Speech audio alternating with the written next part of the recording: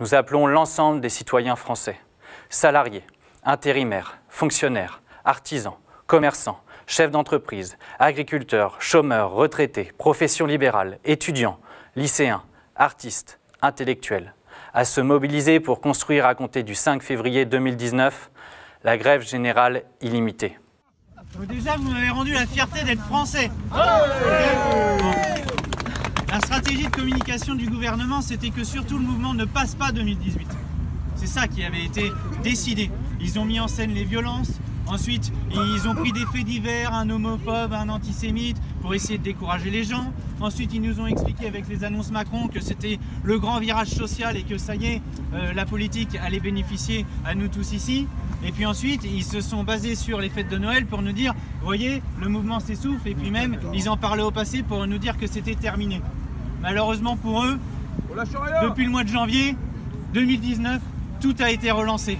Le 5 janvier, la première fois, et nous avions adressé un signal extrêmement fort et ils ont compris que le mouvement ne s'arrêtait pas, que le mouvement allait repartir de plus belle. Et ce qui s'est passé samedi dernier est incroyable parce que nous étions encore au moins 2 fois plus nombreux. Maintenant, plus rien ne pourra nous arrêter. Ce qui va se passer, c'est que tout le monde est à l'esprit. C'est que le souverain dans ce pays, c'est pas le Premier ministre, c'est pas le Président de la République, c'est le peuple.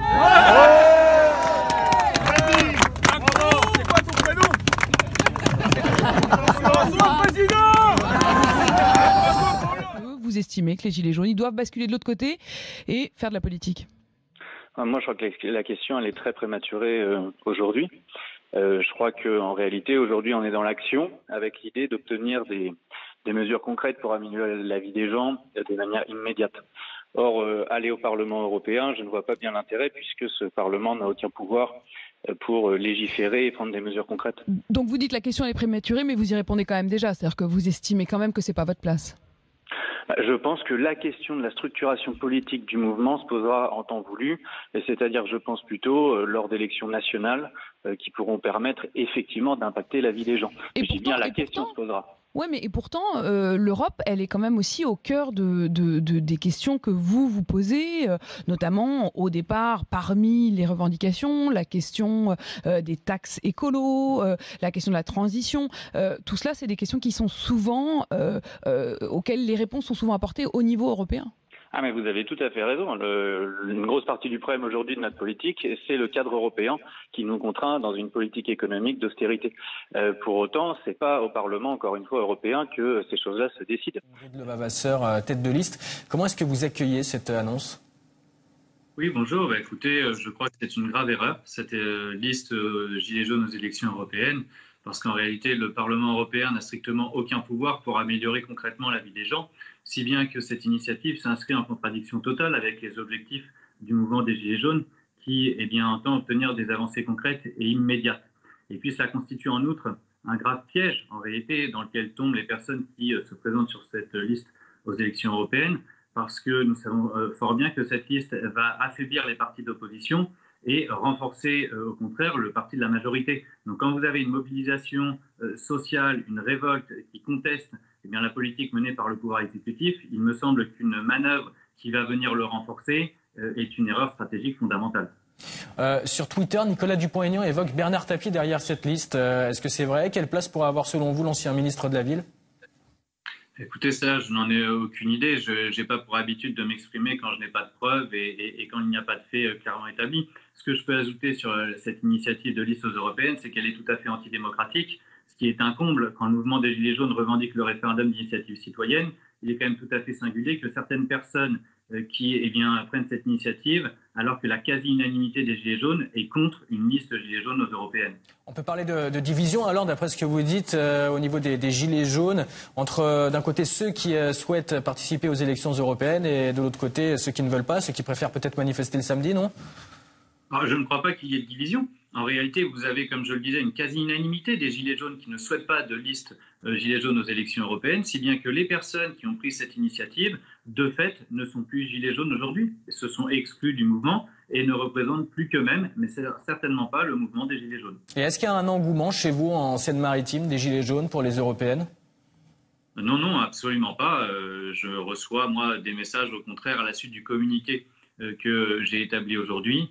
Sur ma page Facebook, j'ai reçu que des réponses de soutien et qui m'encouragent effectivement à garder cette ligne parce que telle est la volonté des Gilets jaunes. Il y a le référendum d'initiative citoyenne. Est-ce que Emmanuel Macron a entrouvert la porte? Il a entrouvert la porte. Il a dit attention, il ne s'agit pas d'organiser une compétition de démocratie. La démocratie directe d'un côté avec des référendums et puis de l'autre côté la démocratie représentative par les députés et les autres élus. Il faut que l'expression citoyenne soit plus ouverte, qu'on consulte plus souvent les citoyens, mais il faut trouver des formes qui ne créent pas la destruction de la démocratie représentative par la démocratie directe. C'est-à-dire pas de référendum révocatoire et pas de référendum qui pourrait, à l'initiative des citoyens, détruire au mois de mai la loi qui aurait été votée au mois de février. Ça, non, il ferme la porte. En revanche, il explique bien qu'il faut en effet faire respirer la démocratie, sinon elle est contestée. On l'a vu avec le mouvement des Gilets jaunes. Et puis il prend un exemple dans l'actualité pour montrer que le référendum, ça n'a pas réponse à tout, c'est le Brexit.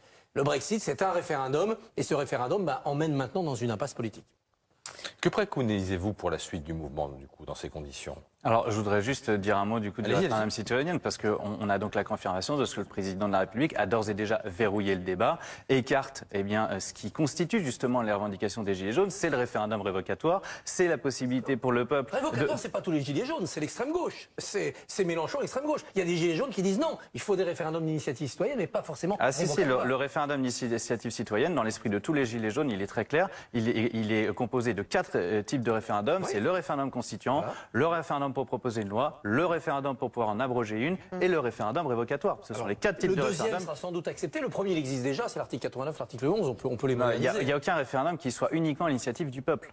Il y a toujours des garde-fous et la nécessité que les parlementaires interviennent. Et c'est ce dont les Gilets jaunes ne veulent plus parce qu'ils ont le sentiment d'avoir été trahis depuis 40 ans par leurs représentants. Donc le mouvement va continuer, une nouvelle mobilisation? Mais bien sûr, tant que le gouvernement n'apportera pas de réponse politique et n'accueillera pas les revendications des Gilets jaunes, la détermination sera intacte et les gens vont continuer à se mobiliser.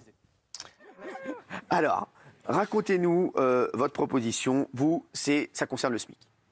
Oui, alors en fait, je vais essayer de prendre un peu de recul parce qu'on nous explique que tout est contraint par la dette publique et les déficits.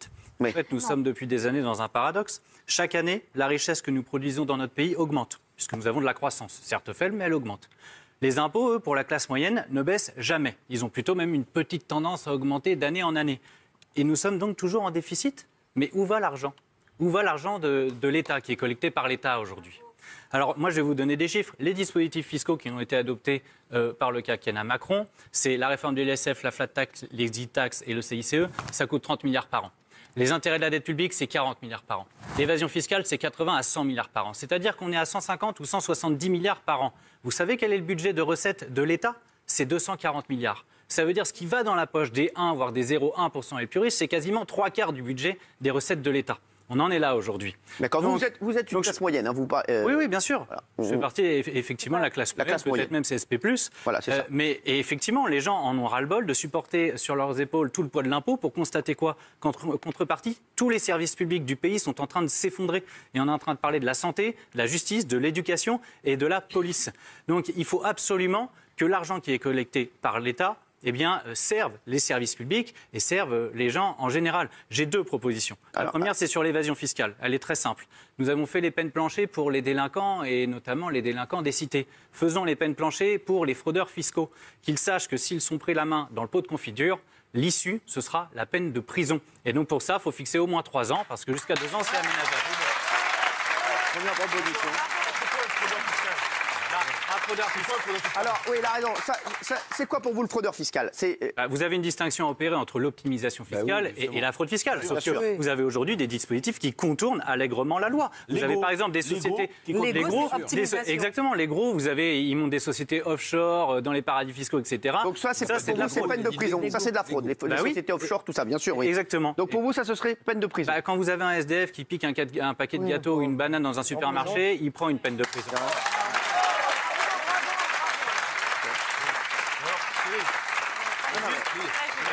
Alors, ça, c'est la première. Aujourd'hui, qu'est-ce qu'il a, le gars qui fait ça? Il n'a rien, on a vu Cahuzac, il a pris 2 ans, et donc c'est aménageable, il ne fera pas de prison. Voilà. François Boulot, comment prenez-vous l'avertissement adressé par le ministre de l'Intérieur à ceux qui manifesteront demain? Alors nous en sommes donc là dans notre pays. La liberté d'expression existe-t-elle encore aujourd'hui? Je rappelle que c'est une liberté fondamentale. Je crois que les propos du ministre de l'Intérieur sont tout à fait irresponsables. Je crois qu'il est temps que le gouvernement entende qu'il faut qu'il arrête de se placer exclusivement sur le terrain répressif. Il est temps désormais d'apporter des réponses politiques en apportant enfin un changement de cap dont le pays a besoin. Ce serait bizarre de ne pas avoir un message du ministre de l'Intérieur après autant de journées de violence.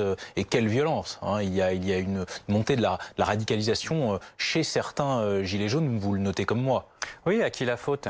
Qui, depuis le début du mouvement, n'a pas eu une seule parole apaisante et un mot d'empathie pour tous ces blessés graves qui ont été éborgnés au flashball ou mutilés à la grenade désencerclante? Et qui également n'a pas condamné les dérives individuelles de certains policiers?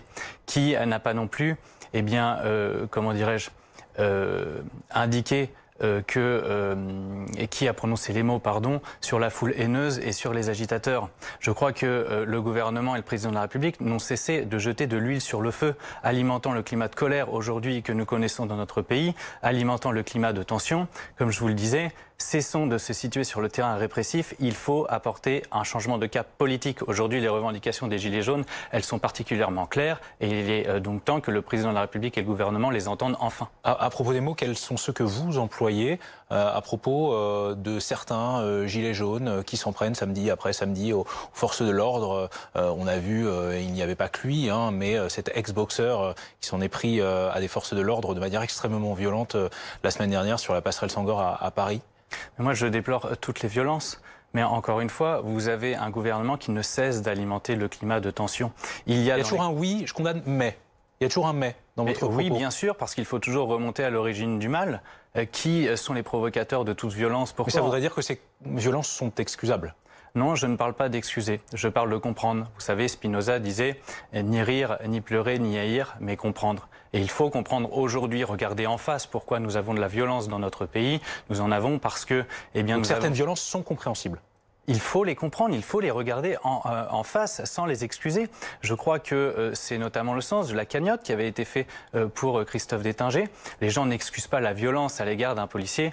En revanche, ils comprennent. Ils comprennent cet acte d'un homme qui a dégoupillé lors d'une manifestation sous l'effet de la colère parce que je crois sa femme avait été gazée. Et par conséquent, eh bien, les gens ont montré un acte de solidarité. Vous auriez pu, vous, alimenter, peut-être l'avez-vous fait d'ailleurs, cette cagnotte? Non, alors non, je ne l'ai pas fait, mais effectivement, moi, je comprends en tout cas l'acte de Christophe Détinger sans l'excuser. Et d'ailleurs, Christophe Détinger s'en est expliqué sur une vidéo en disant qu'il assumait ses responsabilités. Vous vous demandez tout à l'heure, est-on encore en démocratie? Oui. En réaction aux propos du ministre de l'Intérieur, oui. Est-on aussi encore en démocratie lorsque l'on voit ces images-là d'un homme s'en prenant de telle manière aux forces de l'ordre? Ça n'a pas l'air de vous choquer outre mesure? Mais si, bien sûr, vous savez, moi je déplore le lynchage des policiers, tout comme je déplore les blessés extrêmement graves, comme je vous le disais, parmi les manifestants des Gilets jaunes. Mais pour apaiser aujourd'hui la situation, vous avez besoin que ceux qui portent la parole institutionnelle, le président de la République et le gouvernement, eh bien décrivent la réalité dans son ensemble, c'est-à-dire mot d'empathie pour les blessés, condamnation des dérives individuelles de policiers, soutien aux institutions des forces de l'ordre. Tout ça pourquoi? Eh bien pour tenter de réconcilier notre peuple avec ses policiers et ses gendarmes. C'est pas nous qui avons les moyens. C'est les Gilets jaunes qui peuvent dire on fait une pause s'ils sont raisonnables ou pas. On va l'écouter. Je suis pas sûr qu'ils en ont boulot. Oui, je crois qu'il y a beaucoup de choses qui ont été dites, donc je vais essayer de répondre. Déjà, de répondre à monsieur le député Kettel. Vous avez dit effectivement, et là nous sommes d'accord, ça ne date pas de 18 mois.